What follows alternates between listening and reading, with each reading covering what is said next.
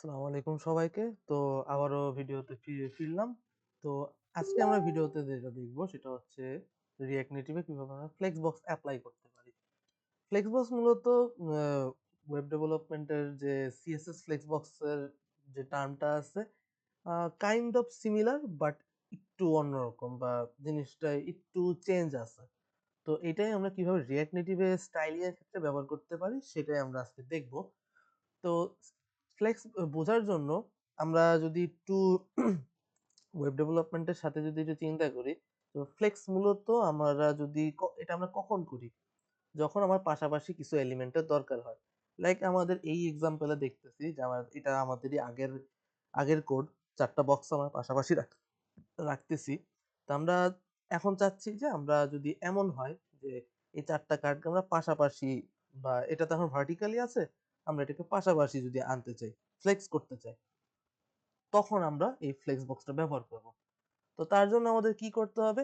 এই ৪ টা বক্সের এই ৪ টা যে ভিউ তার একটা প্যারেন্ট ভিউ লাগবে। তাই না? মানে ফ্লেক্স বক্সের যে টার্মটা যে আমরা যদি কোনো একাধিক কোনো একটা এলিমেন্টকে যদি ফ্লেক্স করতে যাই তাহলে সেটাকে আবার একটা প্যারেন্ট এলিমেন্টের মাধ্যমে র‍্যাপিং করতে হয়। তো সিম্পল স্টাফ আমরা যেটা করব যে এইটার ভিতরেই আমরা একটা ভিউ নিয়ে নিব। দেন এই ভিউ এর ভিতরে আমরা ওই ৪ টা বক্সের যে ভিউটা আছে, যে ডিজাইনটা আমরা আগের ক্লাসে করেছিলাম, সেখানে সেটা আমরা পাস করে দেব। তো যেটা হবে, এখন কোনো কিছু চেঞ্জ হবে না কারণ আমরা জাস্ট একটা ভিউ এড করছি, আর কিচ্ছু হয়নি। এখন আমরা যদি এই ভিউ এর ভিতরে যদি আমরা একটা স্টাইল এপ্লাই করতে চাই, ধরেন সাপোজ এই স্টাইলটার আমরা একটা নাম দেই যে স্টাইলস ডট কন্টেইনার। কন্টেইনার নাম দিলাম। আপনারা এটা যা মন চায় আপনারা একটা নাম দিতে পারেন।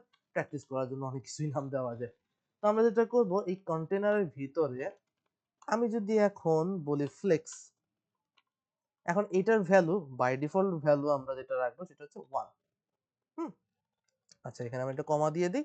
কমা দিলে যেটা এখন হবে, অর্থাৎ আমরা যদি এখন সেভ করি, নাথিং চেঞ্জ। কিচ্ছু চেঞ্জ হলো না। কেন? এইটাই হচ্ছে সেই ডিফারেন্সটা। ডিফারেন্সটা আসলে এখান থেকে শুরু। সাধারণত কি হইতো ওয়েব ডেভেলপমেন্টের ক্ষেত্রে HTML CSS দিয়ে আমরা যখন কোনো লেআউট ডিজাইন করতাম, তখন যদি আমরা বলে দিতাম যে ডিসপ্লে ফ্লেক্স, সাথে সাথে কি হইতো, যেটা আমার ভার্টিক্যালি ছিল, ভার্টিক্যালি মাউন্ট করা ছিল প্রত্যেকটা এলিমেন্ট, সেটা হরিজন্টাল মাউন্ট হয়ে যেত। মানে সেভ করতাম, হরিজন্টাল হয়ে যেত। বাট এখানে আমরা সেভ করতেছি, ফ্লেক্স কল দিলাম, ফ্লেক্স তো হওয়ার কথা, কিন্তু এখানে হলো না কেন? এটার কারণ রিঅ্যাক্ট নেটিভে বাই ডিফল্ট ফ্লেক্সের ডাইমেনশনটা বা ফ্লেক্সের অ্যাক্সিসটা ভার্টিক্যাল অ্যাক্সিস ডিফল্ট হয়ে থাকে। হ্যাঁ, আপনার এটা বলতে পারেন যে এটা তো জিনিসটা উল্টা। হ্যাঁ, আসলেই উল্টা। যে আপনি হয়তো সিএসএস এ ফ্লেক্স করছেন, ফ্লেক্সের বাই ডিফল্ট ছিল ওটা আ বাই ডিফল্ট যেই বিহেভিয়ার সেটা ছিল রো, বাট এখানে এসে রিঅ্যাক্ট নেটিভে এসে সেটা হচ্ছে কলাম। অর্থাৎ ওয়েব ডেভেলপমেন্ট হচ্ছে হরিজন্টাল অ্যাক্সিস এ কাজ করে, আর রিঅ্যাক্ট নেটিভে সেটা হচ্ছে ভার্টিক্যাল অ্যাক্সিস এ কাজ করে। যার কারণে আমরা যদি এখন ফ্লেক্স 1 বলি, ওর কোনো ইফেক্টই হচ্ছে না। কারণ ও বাই ডিফল্ট ভ্যালুতেই আছে এখনো। এখন আমাদের যেটা করতে হবে সেটা হচ্ছে, আমরা আমাদের ওয়েব ডেভেলপমেন্টে সিএসএস এ আমরা আরেকটা প্রপার্টি সম্পর্কে পরিচিত ছিলাম, সেটা হচ্ছে ফ্লেক্স ডাইরেকশন বা ফ্লেক্স ডিরেকশন। এইখানে আমরা যদি বলে দিই এখন রো, সেভ করেন। আহ আচ্ছা, এটা এখনো কাজ করতেছে না। এটার কারণ হচ্ছে আমরা এটাকে একটু হট রিলোড দিয়ে দিই।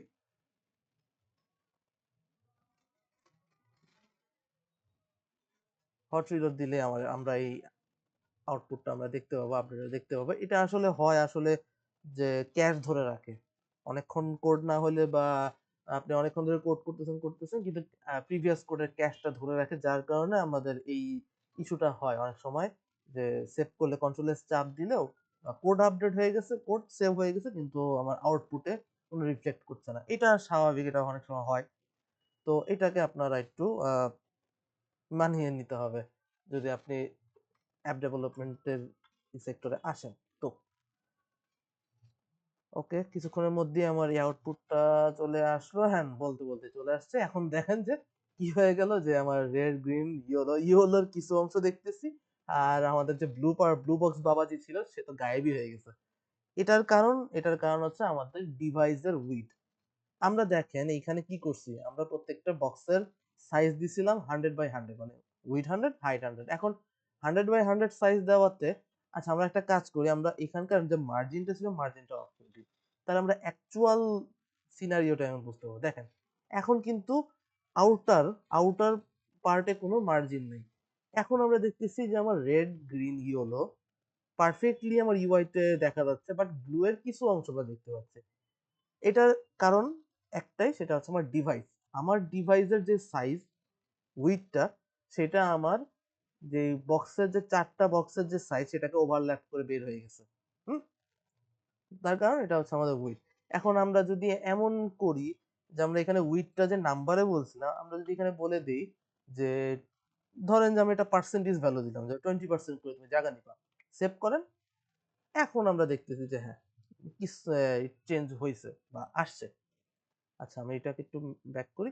এখন আমি যদি এখানে আরেকটা ডিপ বসাই, বা সরি বারবার ডিপ বলতেছি, এটা আসলে ভিউ।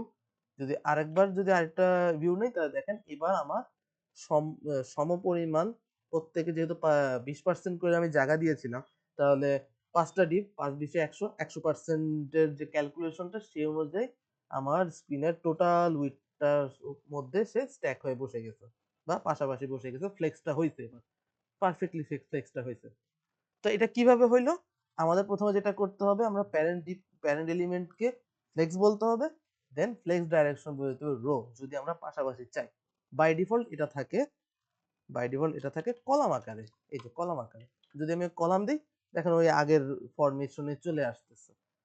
তো এইটাকে আমরা যদি, আমরা চাইলে আরো কিছু মান দেখতে পারি, যেমন আমরা যদি বলি যে রো রো রিভার্স বলে একটা প্রপার্টি ভ্যালু আছে, এটা কি করবে, এটা রোতে নিয়ে যাবে, রোতে তো নিলই, বাট এবার দেখেন কি ডিরেকশনটা কিন্তু চেঞ্জ, আগে শুরু হচ্ছিল রেড দিয়ে, এবার শুরু হচ্ছে ব্লু দিয়ে, মানে রিভার্স হয়ে গেছে, উল্টায় গেছে।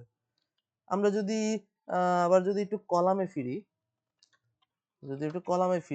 তাহলে কলামে দেখতেছি উপরে রেড নিচে ব্লু। বাট এবার যদি আমি করি কি কলাম রিভার্স, তাহলে দেখেন আচ্ছা কলাম রিভার্সের কারণে যেটা হচ্ছে, ফ্লেক্স ডিরেকশন কলাম রিভার্স, আচ্ছা কলাম রিভার্স মেবি আমার এটা স্ক্রিনের একদম নিচে চলে গেছে, যার কারণে আমরা কোনো ভিউ দেখতে পাচ্ছি না। সমস্যা নেই, আমরা এখানে আমরা একটু যদি 100 দিয়ে থাকি, আচ্ছা যাই হোক, আমরা কলাম রিভার্স এটা আমরা একটু পরে আমরা পরে দেখতে পারি, বা আমরা আপাতত এটাকে রো রো দিয়ে রাখি। আর এখানে উইডথটা যেটা আমি ছিল সেইটাই 20% দিয়ে রাখি। তাহলে এই যে যেটা আমাদের যে টার্গেটটা ছিল সেটা আমরা অলরেডি অ্যাচিভ করে ফেলছি। তো এইভাবে আমরা চাইলে ফ্লেক্স বক্সটাকে অ্যাপ্লাই করতে পারি। এরপরে ফ্লেক্সের আরো কিছু পার্ট আছে, যেমন উম, আমরা যদি এমন চাই যে আমার এখন বক্সগুলো তো একদম উপরে আছে, আমরা চাচ্ছি, ধরেন আচ্ছা আমরা আপাতত যেটা করব, এখান থেকে একটা বক্স আমি বাদ দিয়ে দিই, হ্যাঁ। এবার আমি চাচ্ছি যে আমার এই 4টা বক্স একদম মিডিলে চলে আসবে, মানে মাঝামাঝি চলে আসতে চাচ্ছি আমি, এরকম কিছু একটা চাচ্ছি। তাহলে আমাদের এখন কি করতে হবে, ফ্লেক্স যেহেতু করছি, আমাদের এখন দুইটা প্রপার্টি ইনেবল হয়ে গেছে, সেটা হচ্ছে কি, একটা হচ্ছে অ্যালাইন আইটেমস। এখন এই অ্যালাইন আইটেমস এর আমার কিছু ভ্যালু আছে, এটাকে আমরা যদি একটা একটা করে দেখি, আমি যদি এখন বলি ফ্লেক্স স্টার্ট ফ্লেক্স স্টার্টের অর্থ হচ্ছে কি, এটা আমার বাই ডিফল্ট যেখানে আছে তেমনই থাকবে। তাহলে যদি এখন এটাকে বলে দিই এন্ড ফ্লেক্স এন্ড হইলে এখন কি হবে সেটা যদি আমরা দেখি, আচ্ছা এটা কি হলো, এটা কিন্তু নিচে চলে গেছে। আচ্ছা নিচে যাওয়ার কারণে যেটা হচ্ছে যে আমরা আসলে এখানে এইটার যে হাইটটা, এই হাইটটা আমরা এখনো ডিফাইন করিনি। এই হাইটটা ডিফাইন করার জন্য আমরা একটু বলে দিই যে হাইট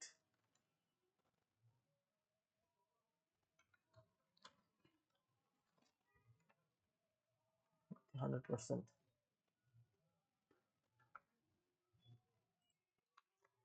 আচ্ছা আমার এটা আবার ফিরে আসছে, সমস্যা হয়নি। যেটা হয়েছিল যে আমার এখানে সেভ পিডিএফ ভিউ এর কারণে ওটা বারবার নিচে চলে যাচ্ছিল। তাহলে দেখেন এবার একটু জিনিসটা খেয়াল করেন, অ্যালাইন আইটেমসের মান আমি ফ্লেক্স এন্ড বললাম, এটা আমরা ওয়েব ডেভেলপমেন্টের ক্ষেত্রে কি দেখছিলাম? অ্যালাইন আইটেমস যদি আমি ফ্লেক্স এন্ড করতাম তাহলে হরিজন্টাল বরাবর রাইট সাইডে চলে যাচ্ছিল ওয়েব ডেভেলপমেন্টের ক্ষেত্রে, বাট রিয়েক্ট নেটিভে এসে জিনিসটা উল্টা। কারণ ওই যে আমার মেইন জিনিসটাই তো অন্যরকম, যে ফ্লেক্স বাই ডিফল্ট রিয়েক্ট নেটিভে কলামে কাজ করে, মানে রো কলাম হয়ে গেছে, আর ফ্লেক্স এন্ড যেটা আমার ওয়েব ডেভেলপমেন্টে হরিজন্টাল ছিল সেটা এখন ভার্টিক্যালি কাজ করতেছে। এই হচ্ছে ইস্যুটা। তাহলে আমরা দুটো জিনিসই দেখলাম। এখন আমি যদি এটাকে সেন্টার করি, এখন এটা সেন্টার হয়ে গেল। এরপরে আমাদের আরেকটা প্রপার্টি কিন্তু চালু হয়, সেটা হচ্ছে কি জাস্টিফাই কন্টেন্ট। এই জাস্টিফাই কন্টেন্টে আমরা যদি ফ্লেক্স স্টার্ট বলি, এমনই এমন হয়ে থাকছে। আমি যদি এটাকে ফ্লেক্স এন্ড বলি, এখন দেখেন এইটা এটা এটা কাজ করার কথা অ্যালাইন আইটেমসে, বাট অ্যালাইন আইটেমসের প্রপার্টিটা সোয়াপ করে বা জিনিসটা জিনিসটা এভাবেই ঘটতেছে যে যেহেতু আমার ফ্লেক্সটা যেহেতু অন্য ডাইমেনশনে সাপোর্ট করে রিঅ্যাক্ট নেটিভে, যার কারণে অ্যালাইন আইটেমসের জিনিসটা আমরা এখন জাস্টিফাই কন্টেন্টের মাধ্যমে দেখতে পাই। যে জাস্টিফাই কন্টেন্টে আমি যদি এখন ফ্লেক্স এন্ড করি তাহলে আমার এটা হরিজন্টালি রাইট সাইডে যাচ্ছে, আর স্বাভাবিক যদি আমি করি এটাকে আমার হরিজন্টালি লেফট সাইডে থাকছে। আর যদি আমি এটাকে সেন্টারে আনতে চাই, সেন্টার অবশ্যই। এই যে ঠিক এইভাবে আমরা চাইলে কোনো একটা এলিমেন্টকে একদম এভাবে সেন্টারে আনতে পারি। ওকে, তাহলে এটা গেল আমার একটা পার্ট। আমরা আরেকটা পার্ট যদি দেখি, আমরা ফ্লেক্সকে আরো আরেকটা ভাবে ব্যবহার করতে পারি। সেটা হচ্ছে আমরা এখানে একটা আহ, একটা কম্পোনেন্ট, আরেকটা ফাইল বানাই দরকার হলে। সেটা হচ্ছে কি যে আমরা এটাকে ফ্লেক্স নামেই নাম দিই, flex.jsx। আমরা এটাকে জেএসও রাখতে পারতাম, জেএসএক্স রাখতে পারতাম, কারণ দিন শেষে আমরা জাভাস্ক্রিপ্ট জেএসএক্স লিখতে পারি। এখন আমি যেটা করব, আমি এখানে একটা ওই যে বয়লার প্লেট নিয়ে আসবো, RNFES। খেয়াল করেন আমি যদি জাস্ট RNFE এতটুকু যদি লিখতাম তাহলে কি হইতো, আমার এখানে RNFE জাস্ট, হ্যাঁ সরি RNFE, যদি আমি এতটুকু লিখে যদি এন্টার দিতাম তাহলে দেখেন, হ্যাঁ বয়লার প্লেট তো দিচ্ছে, বাট আমাকে ওই যে স্টাইল শিটের যে সিনট্যাক্সটা ওইটা আমাকে বাই ডিফল্ট দেয় না। এটার জন্য আমার কি লাগবে, সেটার জন্য আমাকে লিখতে হবে RNFES। S means style sheet, component with style sheet. Enter কর। এখন দেখেন যে আপনার সামনে ওই স্টাইল শিটের জিনিসটাও আপনাকে দিয়ে দিচ্ছে। এতটুকু আমি সেভ করলাম। সেভ করে আমি যেটা করব, এখানে এই ভিউটাকে আমরা একটু কমেন্ট করে দিই। কমেন্ট করে আমরা এবার ওই যে flex.jsx এইটাকে আমরা এখানে ইম্পোর্ট করে নিয়ে আসি। জাস্ট কিভাবে ইম্পোর্ট করব, আমি যদি এখানে লিখি অ্যাঙ্গেল ব্র্যাকেট ফ্লেক্স, দেখেন এটা অলরেডি আমাকে সাজেস্ট করতেছে যে এটা ডট ফ্লেক্স ফাইল থেকে চলে আসতেছে। এন্টার দেন, অটো ইম্পোর্ট হয়ে যাবে। কমপ্লিট করেন। এখন দেখতে পাবেন ওই যে দেখেন ফ্লেক্স দেখা যাচ্ছে, যদিও এটা একদম স্ক্রিনের ওই নচের ভিতরে আছে, বাট এটা একটু পরে ঠিক হয়ে যাবে। আমি কি করব, এই ভিউটাকে আমরা একটা স্টাইল দিব। স্টাইল বলতে স্টাইল তেমন না, আমরা জাস্ট একটা কন্টেনার দিয়ে দিই। হুম, না কন্টেনার না, সরি, আমরা কন্টেনার এইখানে না দিয়ে, আচ্ছা হ্যাঁ, এখানে কন্টেনারটা থাক। আমরা এখানে যেটা করব, আমরা যেটা করব, এই কন্টেনারে আমরা বলে দিই যে ফ্লেক্স 1 বাই ডিফল্ট থাকবে, আর কোথাও আমি যে চেঞ্জ করলাম না। এরপরে আমি যেটা করব, এই ভিউটার ভিতরে আরো কিছু ভিউ নিব। যেমন এইটাকে আমরা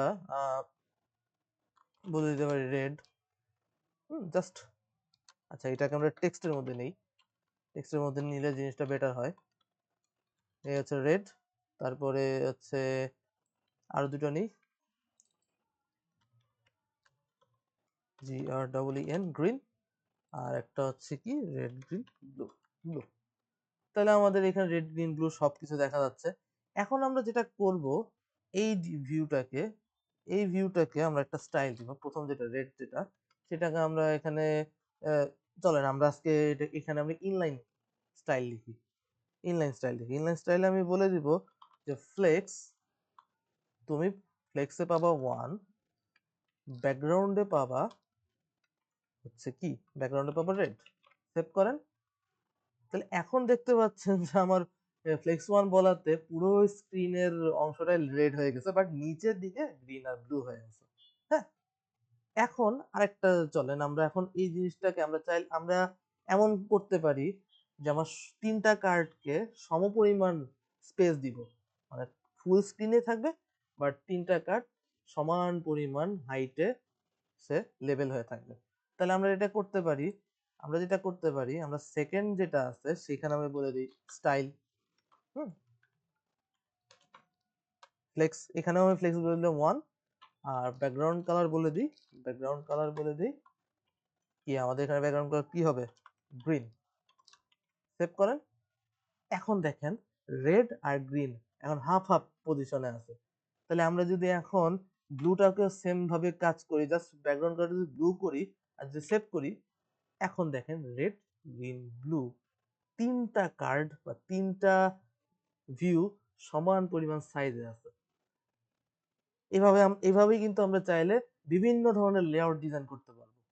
যে এখানে মনে করেন আমার জাস্ট সার্চ বারটা থাকবে জাস্ট এতটুকু, গ্রিন যেটা মাঝের যে ফিট অংশ সেটা থাকবে একটু বড়, আর ব্লু পার্ট যেটাকে আমরা ধরে নিতে পারি এটা ফুটারটা থাকবে আরেকটু ছোট। আমরা চাইলে এইভাবে কিন্তু ডিজাইনটা করতে পারি। তাহলে আমরা আমরা এবার চাচ্ছি যে এই গ্রিন পোর্শনটা এই ব্লু আর রেড এর থেকে একটু বড় হবে, মানে সাইজ জায়গা একটু বেশি নিবে। তাহলে আমরা চাইলে এই ফ্লেক্সের মান বাড়াইতে পারি। কিভাবে, আমরা যদি ফ্লেক্সের মান এই ধরেন 2 দিলাম, সেভ করেন। এখন দেখেন রেড আর ব্লু সমান পরিমাণ, মানে ওদের দুজনের সাইজ সেম, বাট গ্রিনটা এবার বড় হয়ে গেল। আমি যদি আরো মানটা বাড়াই, দেখবো এটা আরো বড় হবে।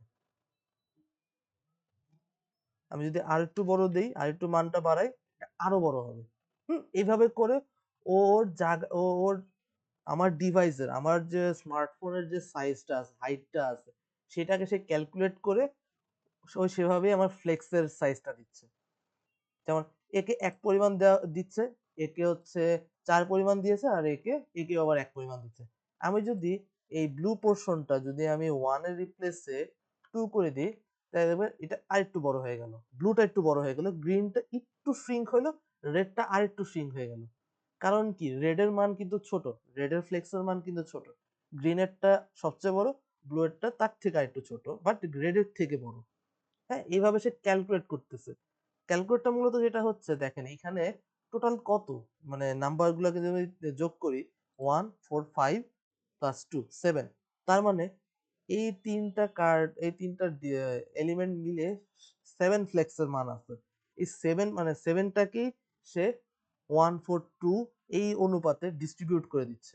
মানে এই রেড পোর্শনটা 7 ভাগের 1 ভাগ পাচ্ছে, গ্রিন পোর্শনটা 7 ভাগের 4 ভাগ পাচ্ছে, আর ব্লু পোর্শনটা 7 ভাগের 2 ভাগ পাচ্ছে। এইভাবে ক্যালকুলেশনটা হচ্ছে।